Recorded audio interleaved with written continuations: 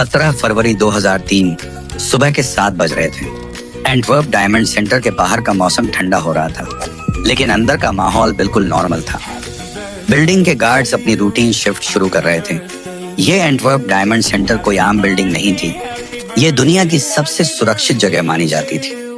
यहाँ के बेसमेंट में एक वॉल्ट था जिसमें दुनिया के 80% कच्चे हीरे रखे जाते थे। सिक्योरिटी ऐसी कि परिंदा भी पर न मार सके। 2 गार्ड्स, पैट्रिक और जॉर्ज, बेसमेंट की तरफ जाते हैं। उनके हाथ में कॉफी है और वो वीकेंड के बारे में बात कर रहे हैं। पैट्रिक ने पूछा, यार वो लाइट सेंसर चेक किया? जॉर्ज ने हंसते हुए कहा, अरे हाँ भाई, सब ग्रीन है।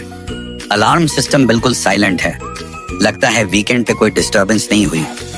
वो उस भारी भरकम वॉल्ट के दरवाजे पर पहुंचते हैं। ये दरवाजा 3 टन भारी स्टील का बना था। जॉर्ज आगे बढ़ता है, अपना सिक्योरिटी कोड डालता है और भारी हैंडल को घुमाता है। दरवाजा खुलता है, लेकिन जैसे ही वो अंदर देखते हैं, उनके हाथ से कॉफी कप गिर जाता है। वॉल्ट के अंदर का नजारा देखकर उनकी सांसें रुक गई। फर्श पर हीरे बिखरे हुए थे, हजारों करोड़ों के हीरे, गोल्ड बार्स और ज्वेलरी ऐसे पड़े थे जैसे वहां कूड़ा कचरा हो। 100 से ज्यादा सेफ्टी बॉक्स को बुरी तरह तोड़कर खोला गया था। जॉर्ज की आवाज कांप रही थी, ये क्या है? अलार्म क्यों नहीं बजा? पुलिस को फोन कर। अभी पुलिस आती है और जब अंदर घुसते हैं तो वो भी शॉक में थे। उन्होंने अपनी लाइफ में ऐसा सीन नहीं देखा था। जब चोरी के बाद हिसाब लगाया गया तो पता चला कि करीब $100 मिलियन का माल गायब था। अगर आज के हिसाब से देखें तो यह रकम 800 करोड़ रुपए से भी ज्यादा होती है। लेकिन सबसे डरावनी बात यह नहीं थी कि चोरी हुई। डरावनी बात यह थी कि चोरों ने कैसे किया। इस वॉल्ट में 10 लेयर्स की सिक्योरिटी थी। हीट सेंसर्स, बॉडी हीट पकड़ने के लिए, सीस्मिक सेंसर्स, जमीन की वाइब्रेशन के लिए, मैग्नेटिक फील्ड्स, डॉपलर रडार और एक ऐसा लॉक जिसके 100 मिलियन कॉम्बिनेशंस थे। लेकिन उस रात एक भी अलार्म नहीं बजा, एक भी सेंसर ट्रिगर नहीं हुआ। चोर अंदर आए, घंटों तक पार्टी की और $100 मिलियन लेकर गायब हो गए, बिना किसी जबरदस्ती के। डिटेक्टिव ने दीवार पर देखा और बस एक ही बात सोची, ये इंसान का काम नहीं हो सकता। ये कोई जीनियस ही हो सकता है जिन्होंने सिस्टम को पूरी तरह हरा दिया। लेकिन उन्हें नहीं पता था कि ये परफेक्ट क्राइम एक बहुत बड़ी गलती की वजह से खुलने वाला था। एक ऐसी गलती जो एक सैंडविच से जुड़ी थी।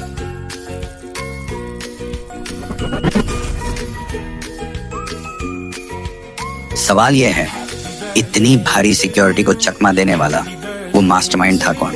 वो कोई आम गुंडा या बैंक रॉबर नहीं था। वो था लियोनार्डो नोटारबार्टोलो, इटली का रहने वाला, सूट बूट पहनने वाला एक बेहद स्टाइलिश आदमी। लियोनार्डो का मानना था कि वो चोर बनने के लिए ही पैदा हुआ था। उसकी शुरुआत सिर्फ 6 साल की उम्र में हुई थी, जब उसने एक दूध वाले के पैसे चुराए थे। उसे वो चोरी का मजा तभी लग गया था। अब सवाल ये आता है कि वो इतना बड़ा रिस्क क्यों लेना चाहता था? इसके पीछे एक गहरा लॉजिक था। लियोनार्डो असल में एक ज्वेलरी डिजाइनर था। उसकी अपनी दुकान थी। वो खुद जेवर बनाता था। लेकिन एक दिन उसी की दुकान में चोरी हो गई। उसकी सारी मेहनत, सारे डिजाइन लुट गए। उस दिन उसका दिमाग फिर गया। उसने सोचा, इस दुनिया ने मुझसे मेरा सब कुछ छीना है। अब मैं इस दुनिया से वो सब डबल करके वापस लूंगा। और उसकी नजर पड़ी दुनिया के सबसे बड़े खजाने, एंटवर्प डायमंड सेंटर पर। लेकिन एंटवर्प का ये वॉल्ट कोई आम तिजोरी नहीं थी। यह जमीन से 2 मंजिल नीचे बना एक ऐसा किला जिसे कोई तोड़ न सके। इसका दरवाजा लिप्स कंपनी का बना था, जिसका वजन 3 टन था। लेकिन असली मुसीबत था इसका कॉम्बिनेशन लॉक। इस लॉक में 0 से 99 तक के नंबर्स वाला एक डायल था। इसे खोलने के लिए आपको 4 अलग अलग नंबर्स को सही ऑर्डर में डालना होता था। इसमें 10 करोड़ पॉसिबल कॉम्बिनेशंस बनते थे। अगर आप अंदाजे से नंबर डालने की कोशिश करते तो सही कोड ढूंढने में आपको कई साल लग जाते। और अगर ये भी काफी नहीं था तो वहां 1-1 फीट लंबी चाबी भी लगती थी, जिसे डुप्लीकेट करना नामुमकिन माना जाता था। और दरवाजे के पीछे हीट सेंसर्स, सीस्मिक सेंसर्स और मैग्नेटिक फील्ड का जाल। इसीलिए उसे एक खास टीम चाहिए थी।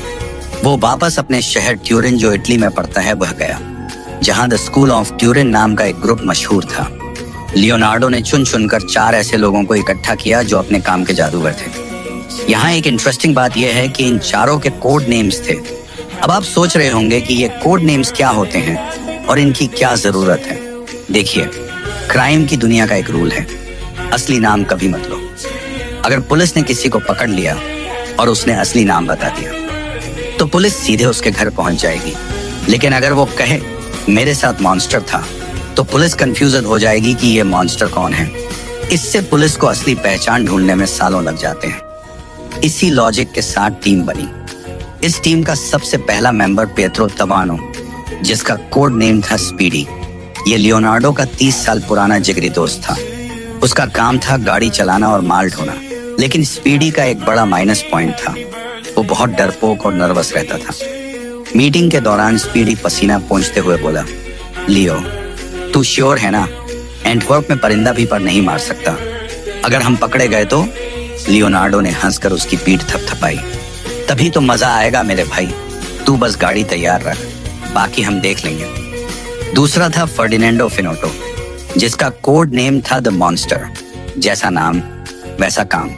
ये एक भारी भरकम आदमी था।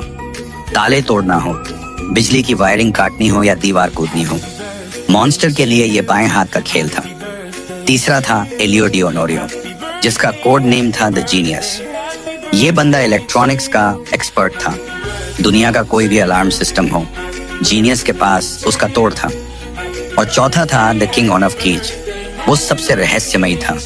उसका असली नाम आज तक पुलिस भी नहीं जान पाई। उसे सब बुलाते थे चाबियों का बादशाह। वो एक बुजुर्ग आदमी था, लेकिन उसके हाथ में ऐसा हुनर था कि वो किसी भी चाबी को सिर्फ देखकर उसकी हूबहू कॉपी बना सकता था। टीम तैयार थी। अब बारी थी दुश्मन के घर में घुसने की। लियोनार्डो ने एक बहुत ही सिंपल लेकिन शातिर चाल चली। चोरी से 18 महीने पहले उसने डायमंड सेंटर में एक छोटा सा ऑफिस किराए पर ले लिया। उसने खुद को एक हीरा व्यापारी बताया और किराया सिर्फ 687 बेल्जियम फ्रैंक महीना। इस मामूली रकम ने उसे वो चीज दे दी जो अनमोल थी, बिल्डिंग का 24 घंटे का एक्सेस कार्ड। अब वो चोर नहीं, वहां का किराएदार था।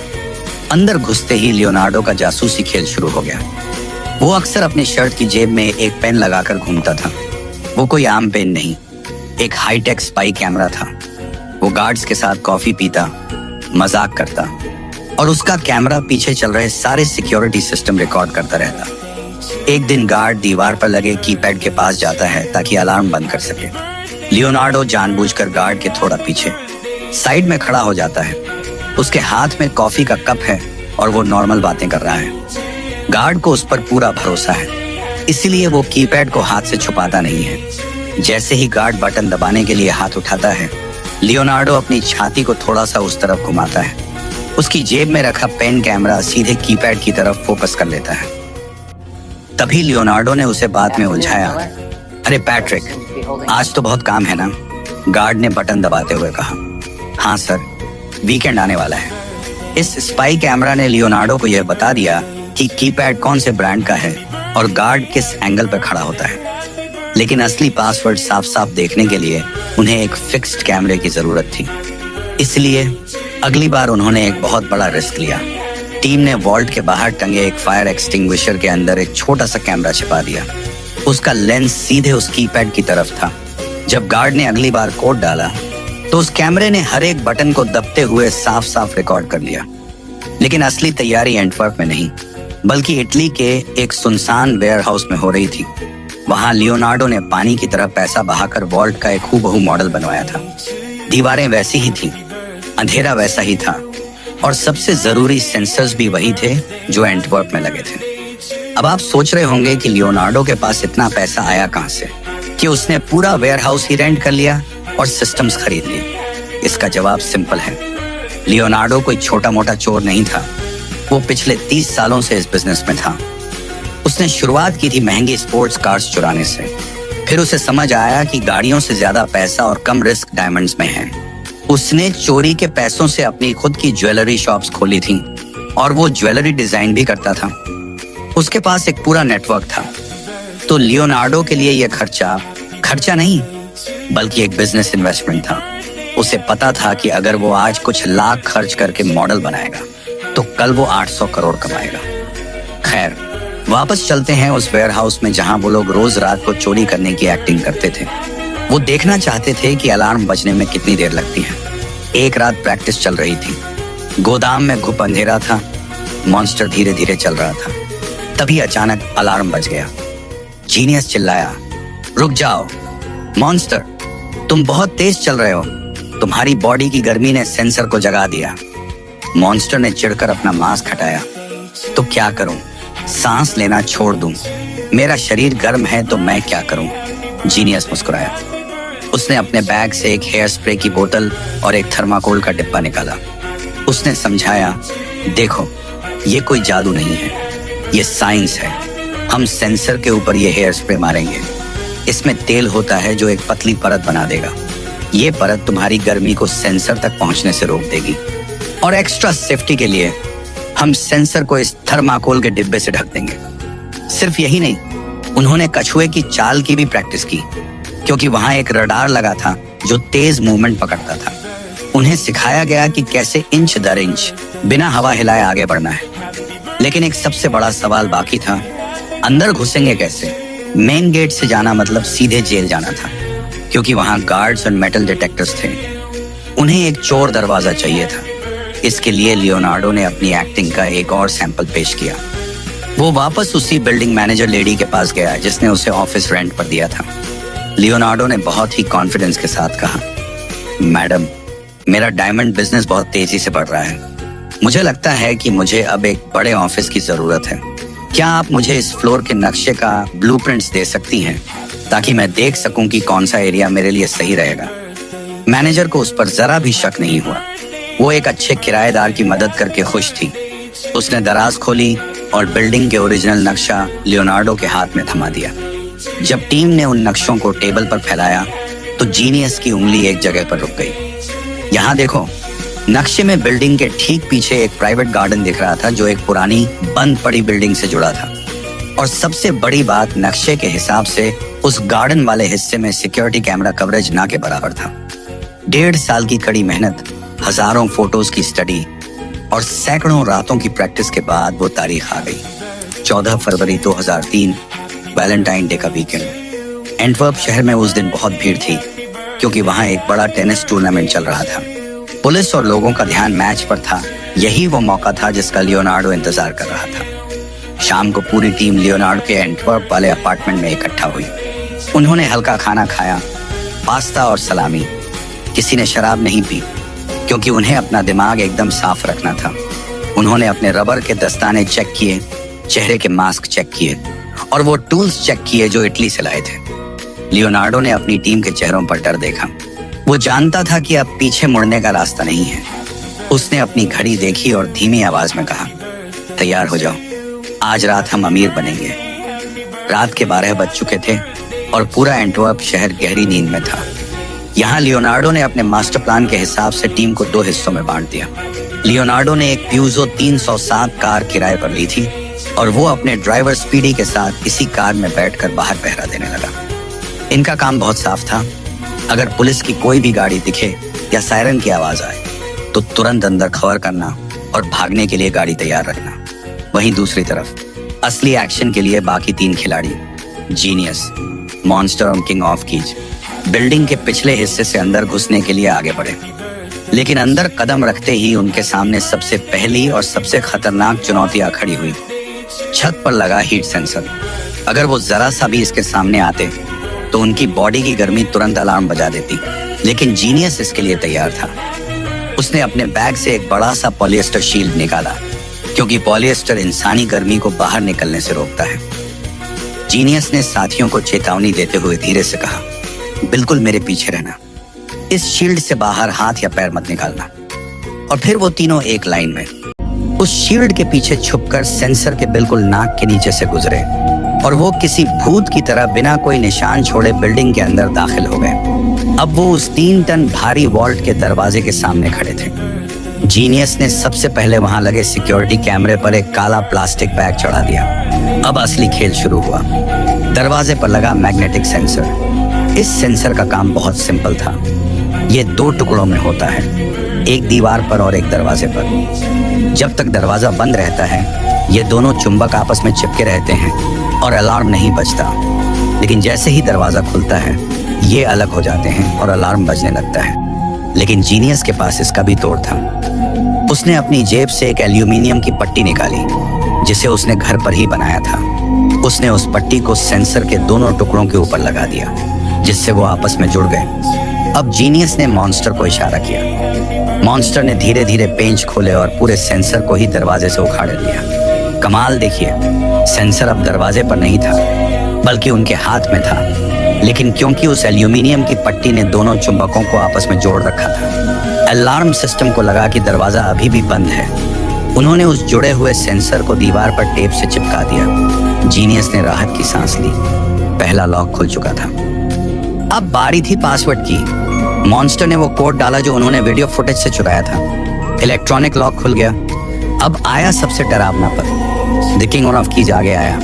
उसके हाथ में वो डुप्लीकेट चाबी थी जिसे उसने सिर्फ वीडियो देखकर बनाया था। सबके पसीने छूट रहे थे।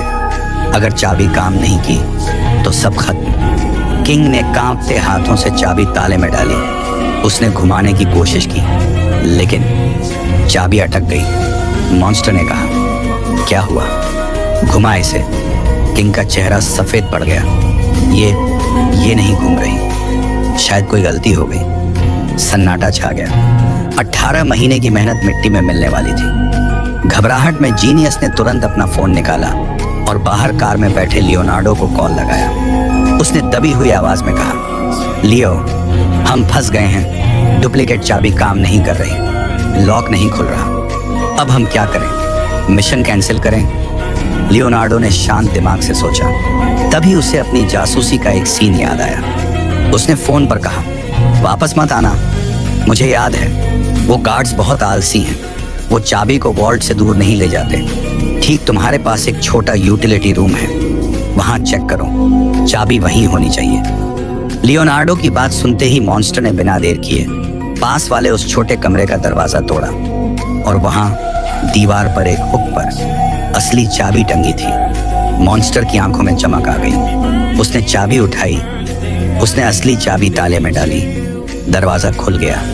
अब वो वॉल्ट के अंदर थे लेकिन अभी जीत नहीं हुई थी। अंदर घुप अंधेरा था। उन्होंने लाइट नहीं जलाई क्योंकि लाइट सेंसर एक्टिव था। जीनियस ने टीम को रोका, हिलना मत, वो हीट सेंसर अभी भी एक्टिव है। लियोनार्डो ने एक दिन पहले उस पर हेयर स्प्रे मारा था। वो काफी नहीं था। जीनियस ने एक लंबा डंडा निकाला जिसके ऊपर थर्माकोल का एक डिब्बा लगा हुआ था। उसने अंधेरे में ही उस डंडे को ऊपर उठाया और छत पर लगे सेंसर को उस डिब्बे से ढक दिया। जीनियस ने कहा, अब खतरा टल गया है। अब वो कमरे में बिना डरे घूम सकते थे। मॉन्स्टर ने अपने बैग की चेन खोली और अपनी खास ड्रिल मशीन निकाली। तिजोरी के लॉकर्स लोहे के थे लेकिन उनका लॉक मैकेनिज्म कमजोर था। मशीन की आवाज गूंजने लगी। एक के बाद एक लॉकर टूटने लगे और फिर पहला बक्सा खोला। उनकी आंखें फटी रह गईं। हीरे, मुट्ठी भर हीरे, सोने के बिस्किट, कैश और जेवर। वो पागलों की तरह बक्से तोड़ने लगे। फर्श पर हीरे ऐसे बिखर गए जैसे कांच के टुकड़े हों। वो बोरियों में माल भरने लगे। लालच इतना बढ़ता गया कि वो सब कुछ ले जाना चाहते थे लेकिन बैग्स भर चुके थे। मॉन्स्टर चिल्लाया, और जगह नहीं है, बैग फट जाएंगे। उन्होंने करीब 109 बक्से तोड़े। फर्श पर अभी भी करोड़ों का सोना पड़ा था लेकिन उनके पास ले जाने की ताकत नहीं थी। सुबह के 5 बजने वाले थे। वक्त खत्म हो रहा था। भागने से पहले उन्होंने सबसे जरूरी काम किया। वो सिक्योरिटी रूम में गए और वहां से सीसीटीवी की सारी रिकॉर्डिंग निकाल ली ताकि पुलिस उनका चेहरा न देख पाए। वो उसी रास्ते से वापस बाहर निकले। गाड़ी की डिक्की में 800 करोड़ का माल भरा और अंधेरे में गायब हो गए। चोरी कामयाब हो चुकी थी। वो लोग एंटवर्प से निकलकर इटली की तरफ भाग रहे थे। गाड़ी में खुशी का माहौल था। तभी उनसे वो एक गलती हुई जिसने सब कुछ बर्बाद कर दिया। रास्ते में लियोनार्डो ने स्पीडी को एक बड़ा काले रंग का कचरे का थैला दिया। इस थैले में वो सारे सबूत थे जो उन्हें फंसा सकते थे, जैसे कि खाने के पैकेट, रबर के दस्ताने और वो नक्शे। लियोनार्डो ने साफ कहा था, इस थैले को जला देना। कोई सबूत नहीं बचना चाहिए। लेकिन स्पीडी को डर लग रहा था या शायद आलस आ गया। उसने सोचा कि कौन आग जलाने का रिस्क ले। उसने हाईवे के किनारे एक जंगल के पास गाड़ी रोकी और वो थैला वहीं झाड़ियों में फेंक दिया। उसे लगा कि जंगल में यह कचरा कौन ही देखेगा। यही उनकी सबसे बड़ी भूल थी। सोमवार की सुबह एंटवर्प में जब बैंक के गार्ड्स ने वॉल्ट खोला तो उनके होश उड़ गए। फर्श पर करोड़ों के हीरे, नोट और सोना बिखरा पड़ा था, वो माल जो चोर ले जा नहीं पाए थे। पुलिस कमिश्नर ने इसे सदी की सबसे बड़ी चोरी कहा, लेकिन उनके पास चोरों का कोई सुराग नहीं था। तब किस्मत ने पलटी मारी। जिस जंगल में स्पीडी ने वो कचरा फेंका था, वहां का एक लोकल आदमी उस जमीन का मालिक था। उसे अपनी जमीन पर कचरा पड़ा देख बहुत गुस्सा आया। उसने पुलिस को शिकायत कर दी क्योंकि कचरे में डायमंड सेंटर के कुछ लिफाफे भी थे। पुलिस ने जब उस कचरे के थैले को खोला तो उन्हें वहां एक आधा खाया हुआ सैंडविच मिला। ये वही सलामी सैंडविच था जो लियोनार्डो और उसकी टीम ने चोरी वाली रात खाया था। पुलिस ने उस सैंडविच पर लगी लार का डीएनए टेस्ट करवाया। अब सवाल यह है कि पुलिस को सीधे लियोनार्डो पर शक कैसे हुआ? सिर्फ एक सैंडविच से तो पुलिस किसी को नहीं पकड़ सकती थी। असल में उस कचरे के थैले ने लियोनार्डो की एक और बड़ी गलती उगल दी। जब पुलिस उस कचरे की जांच कर रही थी तो उन्हें फटे हुए कागजों के बीच एक दुकान का बिल मिला। यह बिल एक सर्विलांस सिस्टम का था। पुलिस तुरंत उस इलेक्ट्रॉनिक्स की दुकान पर पहुंची। दुकानदार ने अपने रिकॉर्ड चेक किए और बताया कि यह सिस्टम लियोनार्डो नोटारबार्टोलो नाम के एक आदमी ने खरीदा था। पुलिस का माथा ठनका। उन्होंने डायमंड सेंटर के किराएदारों की लिस्ट चेक की और लिस्ट में लियोनार्डो का नाम था। पुलिस को समझ आ गया कि यह अंदर का काम है। एक ऐसा आदमी जो पिछले 2 साल से वहां ऑफिस लेकर बैठा था, वही इस चोरी का मास्टरमाइंड है। शक तो हो गया था, लेकिन सबूत चाहिए था। तब उस आधे खाए हुए सैंडविच का रोल आया। पुलिस ने लियोनार्डो के पुराने रिकॉर्ड से उसका डीएनए निकाला और सैंडविच पर मिले डीएनए से मैच किया। मैच 100% सही निकला। अब पुलिस को यकीन हो गया था। इसके बाद पुलिस ने लियोनार्डो के घर पर छापा मारा। वहां उन्हें चोरी हुए कुछ हीरे तो मिले, लेकिन वो बहुत कम थे। असली खजाना गायब था। अब लियोनार्डो ने ओवर स्मार्ट बनने की कोशिश की थी। चोरी के बाद वो इटली भाग गया था, लेकिन कुछ दिन बाद वो वापस एंटवर्प आ गया क्योंकि उसे लगा कि अगर वो अचानक गायब हो गया तो पुलिस को उस पर शक हो जाएगा। उसका वहां ऑफिस था, तो उसे एक ईमानदार बिजनेसमैन की तरह पेश आना था। उसे लगा कि पुलिस के पास कोई सबूत नहीं है, इसलिए वो सेफ है। वो सीधा डायमंड सेंटर में चला आया। वो अपना लेटर चेक करने और ये दिखाने आया था कि अरे यहाँ क्या हुआ। लेकिन उसे ये नहीं पता था कि पुलिस को जंगल वाले कचरे से उसका नाम पहले ही मिल चुका था। पुलिस उसका इंतजार ही कर रही थी। जैसे ही लियोनार्डो डायमंड सेंटर में घुसा, पुलिस ने उसे वहीं पकड़ लिया। उसने अपनी ही होशियारी में खुद को फंसा लिया। अगर वो इटली में ही रहता तो शायद पुलिस को उसे पकड़ने में सालों लग जाते। लियोनार्डो तो पकड़ा गया, लेकिन उसकी जेब में रखा मोबाइल फोन उसके दोस्तों का सबसे बड़ा दुश्मन बन गया। पुलिस ने जब कॉल रिकॉर्ड्स खंगाले तो सारे तार इटली से जुड़े मिले। इसके बाद एक एक करके पूरी टीम पकड़ी गई। सबसे पहले स्पीडी पकड़ा गया। वो पुलिस के सामने बहुत घबरा गया और उसने मान लिया कि चोरी उसी ने की है। स्पीडी ने द मॉन्स्टर के बारे में भी बता दिया। तभी पुलिस सीधे इटली में द मॉन्स्टर के घर पहुंच गई। वहां पुलिस को नोटों की गड्डियां मिली। जब उन नोटों के सीरियल नंबर मिलाए गए तो वो वही थे जो डायमंड सेंटर से चोरी हुए थे। वहीं दूसरी तरफ द जीनियस के घर से पुलिस को चोरी के कुछ हीरे और वो खास टूल्स मिले जो उसने वॉल्ट तोड़ने के लिए बनाए थे। इन तीनों को इटली से गिरफ्तार करके बेल्जियम लाया गया। अदालत ने इन तीनों साथियों को 5-5 साल की जेल सुनाई, जबकि इस खेल के मास्टरमाइंड लियोनार्डो को 10 साल की सजा मिली। लेकिन पुलिस की फाइल आज भी अधूरी है।